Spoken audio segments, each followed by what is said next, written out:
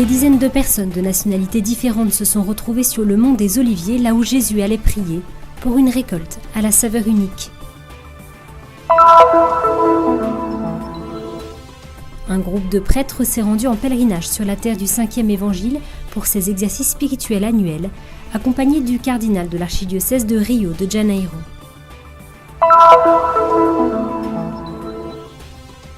Au couvent de la Visitation d'Ain Karim, une majolique est maintenant exposée avec le chant de Marie en konkani, l'une des langues parlées en Inde. Elle a commencé à prendre des photos lorsqu'elle était enfant. Sabrine Mokarker a maintenant son propre studio à Béjala et a remporté le premier prix du concours national à travers leurs yeux, les femmes au travail. Le festival d'orgue Terra Sancta en est maintenant à sa 4e édition. Un mois de spectacles musicaux dans les églises du Moyen-Orient, en passant par des pays comme la Jordanie, Israël, la Palestine et la Grèce.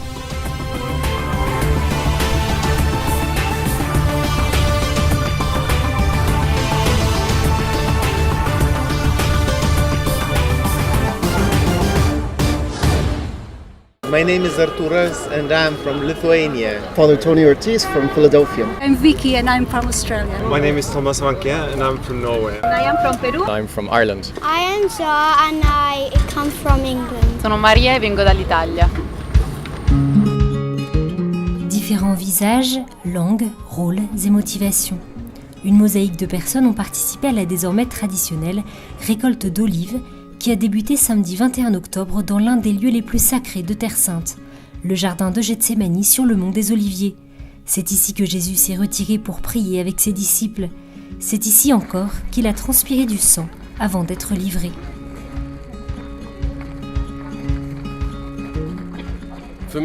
C'est un grand privilège. C'est la 2e fois que je viens et c'est vraiment spécial d'être en mesure d'être en plein air dans un jardin aussi extraordinaire, riche d'histoire spirituelle et politique, de se retrouver face à la vieille ville et à l'esplanade de la ville sainte. La Hongrie est un pays chrétien avec des racines chrétiennes. Et en étant représentée ici en Terre Sainte, elle a souhaité contribuer à cet événement et contempler ce lieu saint. Le jardin de Gethsémani constitue une partie importante de notre patrimoine, de notre héritage à tous. Cette année, nous nous sommes donné un slogan très simple, compréhensible par tous. Se connecter au site. Tout le monde cherche une connexion, un mot de passe. Voici le mot de passe ici pour nous. Vivre une communion avec ce lieu.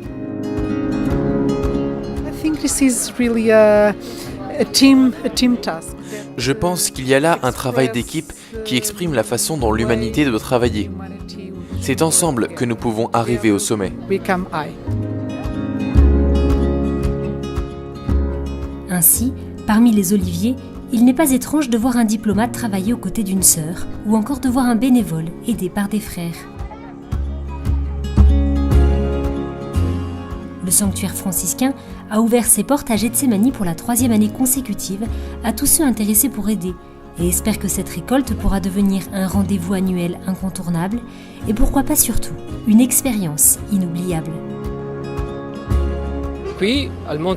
Ici, sur le mont des Oliviers, il est également possible que Jésus et ses disciples se soient réunis pour récolter les olives et il est donc important aussi pour nous de vivre une communion avec ce lieu pour faire la récolte des fruits de la vie éternelle.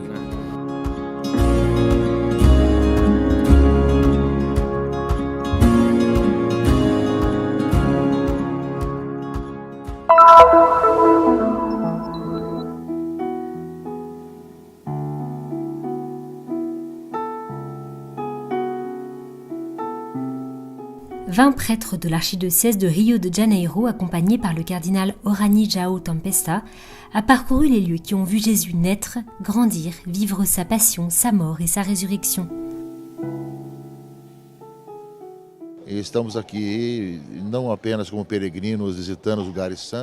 Nous sommes ici non seulement comme des pèlerins visitant les lieux saints, mais aussi comme des pèlerins qui réfléchissent, qui prient et font une retraite. Cela rend différent ce pèlerinage parce que nous nous arrêtons pour prier et réfléchir sur ce que signifient les lieux saints.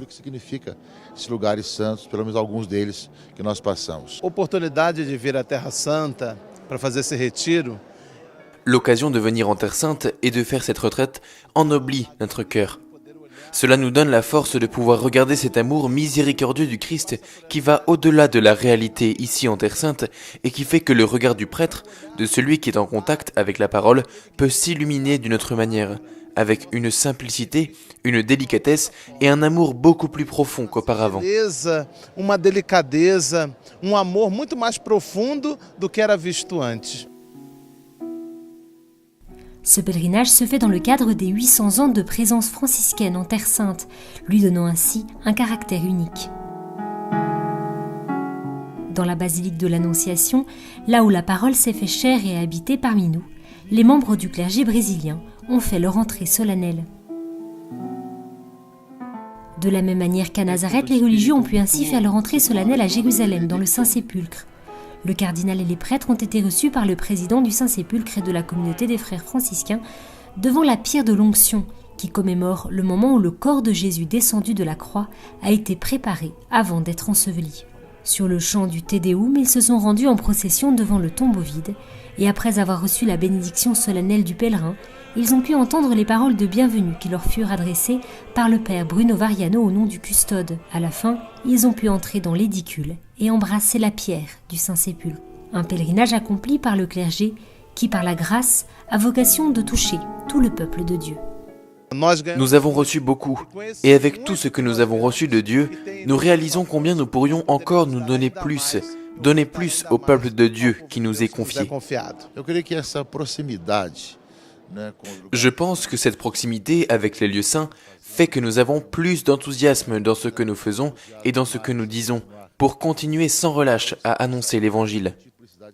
La multitude des langues, des nationalités et des expressions chrétiennes que nous voyons ici nous ouvre nos horizons pour travailler avec encore plus de détermination dans notre mission évangélisatrice et missionnaire. Maintenant, il est temps de retourner au Brésil avec une valise pleine de trésors spirituels. Dans chaque pierre, en fait, nous trouvons le pain qui nous nourrit, qui assouvit notre faim. Et chaque prêtre, comme moi, à son retour, peut toucher d'autres confrères. C'est pourquoi, chaque année, une partie du clergé de Rio revient ici pour ces exercices spirituels.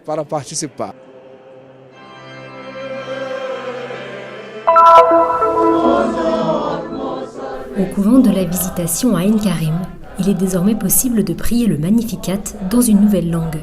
Sur le mur où sont exposées des dizaines de plaques en céramique, où sont peintes le chant de Marie, la dernière arrivée est une dernière mosaïque en konkani, l'une des langues parlées en Inde. Nous venons de Goa et de Calcutta, en Inde. Une centaine de personnes est venue pour l'occasion, pour participer à l'installation de la plaque du Magnificat en konkani. Le konkani est la langue locale de Goa. Et pour nous, c'est un privilège d'être en mesure d'être représentés ici, dans l'église de la Visitation, à Ain Karim. Nous avons des gens qui parlent konkani non seulement à Goa, mais aussi dans d'autres régions de l'Inde et de par le monde. Lorsqu'ils viendront en pèlerinage en Terre Sainte, ce sera pour eux une source de grande joie de voir le Magnificat dans leur langue maternelle. Et je suis sûr que ce sera une aiguillon pour approfondir leur dévotion à la Vierge Marie. La cérémonie, simple mais profondément priante, s'est déroulée en plusieurs étapes.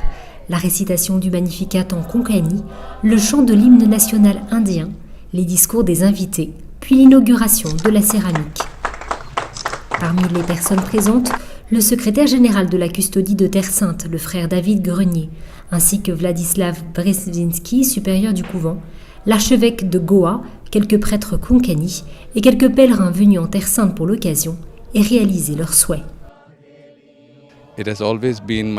Ça a toujours été mon rêve de venir ici. Je suis venu en pèlerin pour marcher sur les pas de Jésus dans les endroits où notre Seigneur a marché il y a 2000 ans.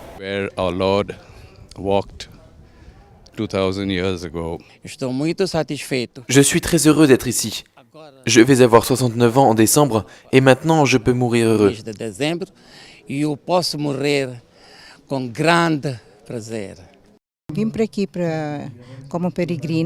Je suis venue ici en pèlerine. Je porte une très grande dévotion à la Sainte Vierge, comme nous tous à Goa.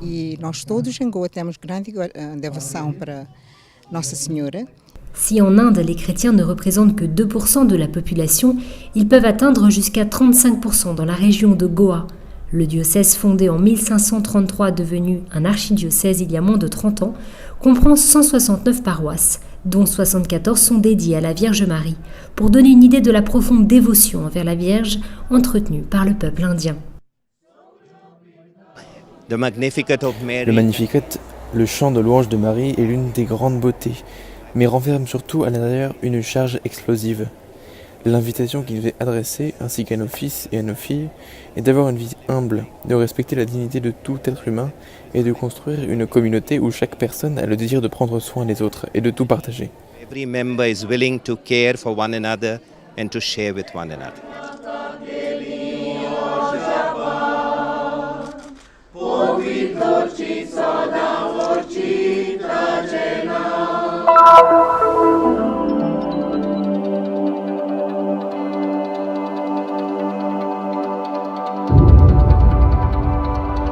Sabrine Mukarker est la lauréate du premier prix du concours photo « À travers leurs yeux, les femmes au travail ». Le concours, organisé par l'université de Birzeit en collaboration avec le ministère des Affaires féminines et de la Culture, a vu la participation de différentes femmes photographes de Palestine. Avec sa photo intitulée « La violoniste », Sabrine a voulu exprimer cet espoir encore vivant qui existe dans la société palestinienne.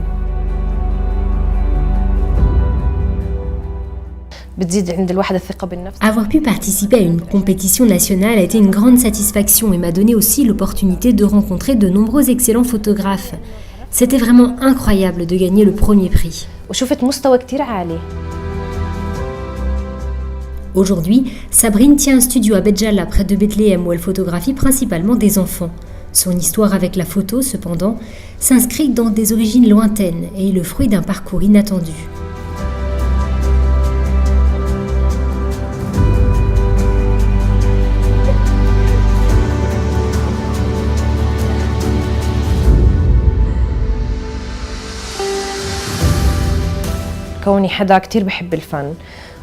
Je suis quelqu'un qui a toujours aimé l'art, le dessin et la guitare depuis que j'étais toute petite. Photographier pour moi était un loisir, mais je n'aurais jamais imaginé que cela pouvait devenir un travail. Je suis arrivée dans ce monde par hasard lorsque l'université de Bethléem où j'ai étudié nous a invités à participer aux expositions et aux concours qu'elle organisait pour les étudiants.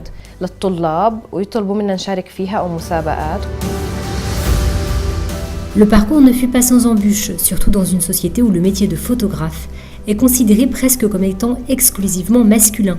Mais tous les obstacles ne sont pas insurmontables. Une partie de ma mission en tant que photographe palestinienne est de briser les stéréotypes de ce genre. Je sais travailler et être créatif comme n'importe quel photographe homme, et peut-être même plus, parce que je pense qu'en tant que femme, je porte une attention particulière aux détails, plus que n'importe quel homme.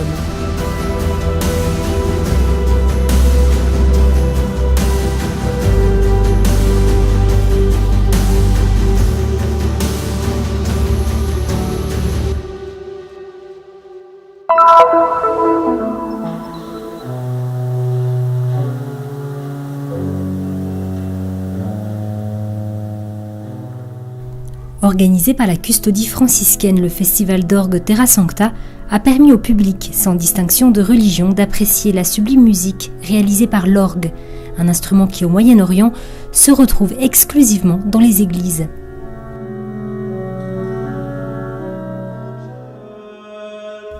Une occasion de témoigner de la présence vivante et active de la communauté chrétienne dans cette région. Le concert inaugural a eu lieu à Emmaüs, dans le sanctuaire qui fait mémoire des événements du Seigneur ressuscité, avec la prestation de l'organiste palestinien Yacoub Gazaoui, ainsi que celle du chœur de l'Institut Magnificat de Jérusalem. La basilique de l'Annonciation à Nazareth a été également le théâtre de quelques concerts.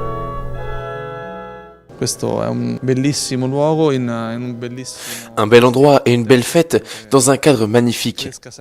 J'espère que ce festival va encore grandir et va continuer. Je lui souhaite une longue vie et de plus en plus de succès.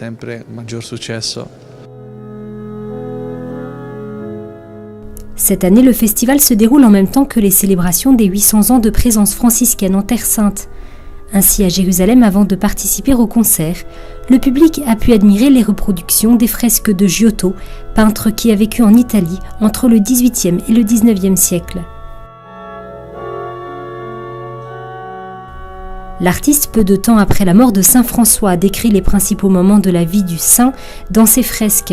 Les originaux se retrouvent dans la basilique dédiée au saint d'Assise en Italie. C'est à partir de ces fresques que l'organiste Kovacs a présenté un répertoire spécial. J'ai improvisé en m'inspirant de la peinture de saint François prêchant aux oiseaux. L'idée m'est venue comme ça, à ce moment-là, mais coïncide aujourd'hui parfaitement avec le 800e anniversaire des franciscains en Terre Sainte. Le résultat a enchanté le public. La Terre Sainte était un rêve que j'avais depuis de nombreuses années et que, en réalité, j'avais déjà réalisé, non pas en venant jouer de l'orgue, mais en tant que fidèle et pèlerin. On dit que celui qui chante prie 2 fois et que ceux qui jouent prient 3 fois. Donc j'unis toutes ces choses. Je joue et je prie grâce à cet orgue magnifique. Suonare e pregare in questo bellissimo luogo.